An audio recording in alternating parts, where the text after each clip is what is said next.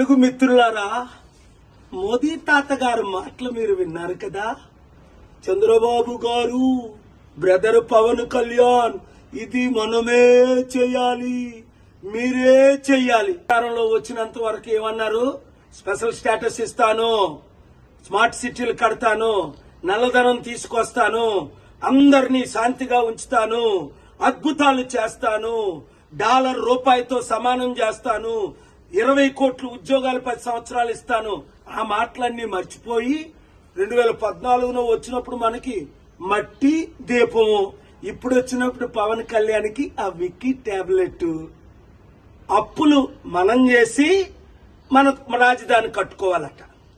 ఇప్పటికైనా బుద్ధి వచ్చిందా? మన డబ్బంతా తీసుకెళ్లి గుజరాత్కి అప్పచెప్తున్న లక్షల కోట్లు. మార్పు రావాలి. మాకు మోదీ వద్దు, మోదీ తొత్తులు వద్దు అన్నవారు అందరూ క్లిక్ చేయండి, వీడియో ఫార్వర్డ్ చేయండి, మార్పు తీసుకురండి.